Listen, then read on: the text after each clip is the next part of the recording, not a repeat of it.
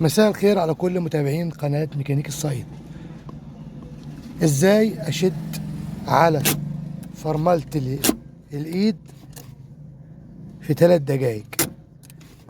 انا معايا فرملة الايد معروفة في اي عربية فيها رجلاش، بس في فرملة يد رجلاشها في الطنابير فقط لا غير، وفي فرملة يد ليها 2 رجلاش في الطنابير وعلى الايد نفسها، يا اما في مؤخرة الايد يا اما في واير بيفصل ما بين الايد ما بين الوايرين اللي رايحين على العجلتين ورا. دي عربية دايولانوس بالمناسبة، يعني دي عربية دايولانوس. ازاي تشد فرملة اليد في 3 دقايق؟ انا عندي في العربية اللانوس دي قسمين في شد، في رفع اليد، يعني عشان اشد كده الاقي اليد ماسكه معايا ووقفت معايا العربيه. انا عندي قسمين. اول قسم التيل بتاعي خلصان او على وشك انه يخلص، لازما ولابد ارجلش في العجل الاول. لازم ارجلش في العجل الاول. لو انا رجلشت في العجل الاول ونفس القصه مش ماسكه، يبقى هضطر لرقم 2. فيديو النهارده ده لرقم 2 اللي هو في 3 دقايق اشد على فرملة اليد، وهعمل لك جزء تاني في فرملة اليد بس في العجل ورا. ده الجزء ده خاص بان انا ارجلش على فرملة اليد فوق.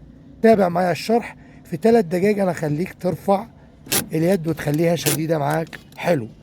تمام، خليك معايا وهتشوف الشرح بعينك.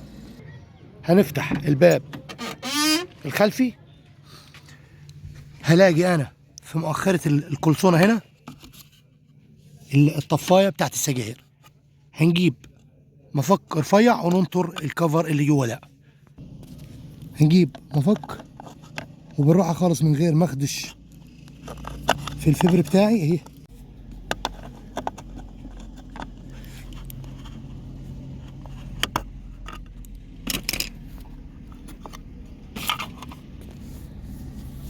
شوف هنا بقى، ادي الصامولة اللي هيتربط عليها عشان خاطر ترجلش. لازما ولابد يكون معاك بيبة ليها مجال طويل، عشان انت ممكن توصل لانك انت ترجلش للاخر، عشان لو عندك التيل ضعيف ورا ممكن تربط على المسمار ده للاخر.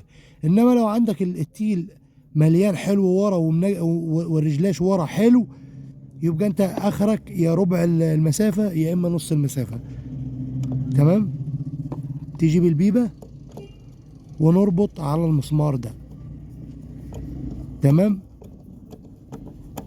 يا ريت انت وتربط تحس بان في تجل معاك، تربط شويه وتجرب الايد بتاعتك شويه زي ما هي سايبه، ارجع اربط على المسمار. زي ما هي سايبه ارجع واربط على المسمار لغايه ما تحس ان فرملة اليد في ايدك تجلت. اول ما تتقل فرملة اليد ما تربطش تاني، لانك انت لو ربطت ازيد من اللازم العجل ورا ممكن يتقل ويسخن. فانا اربط شويه بشويه واروح اجرب فرملة اليد بتاعتي.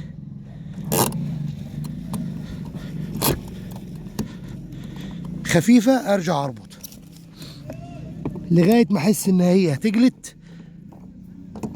يبقى انا كده عليت معايا فرملة اليد في 3 دقايق.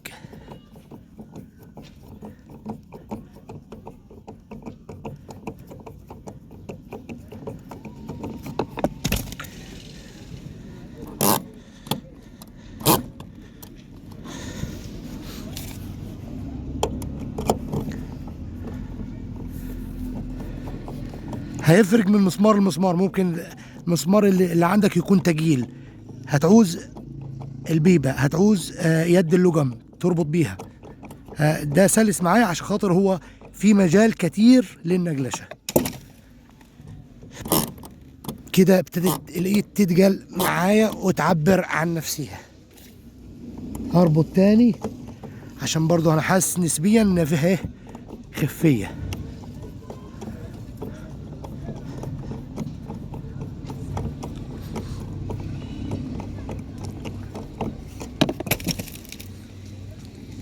كده خالص، حلوه حلوه حلوه خالص، مية مية.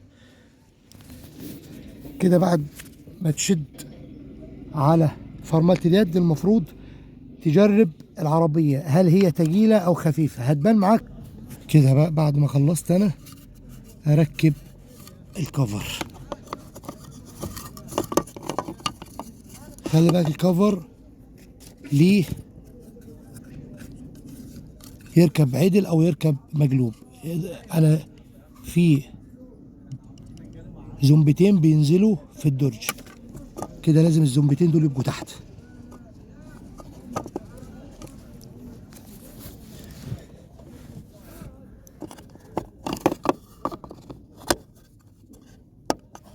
كده التركيب الصح، تركب من تحت الاول بعد كده ايه تضغط عليها من فوق.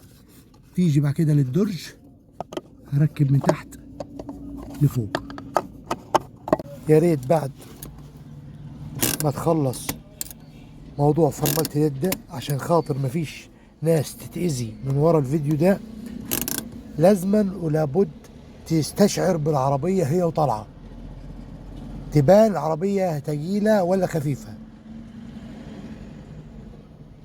تبان ازاي؟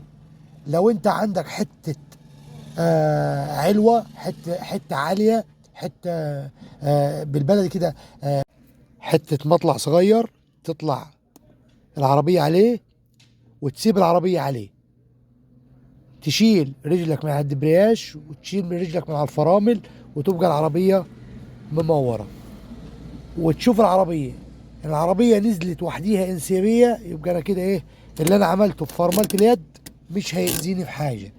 لا لقيت العربية من غير فرملة اليد وقفت، لا يبقى اهوي شوية على الصامولة العشرة اللي ورا، لازم اهوي سنة بسيطة عشان خاطر تبقى العربية معايا سلسة على الطريق وما تبقاش فيها اي تقل يسخن معايا المكنة وياكل معايا التيل ورا.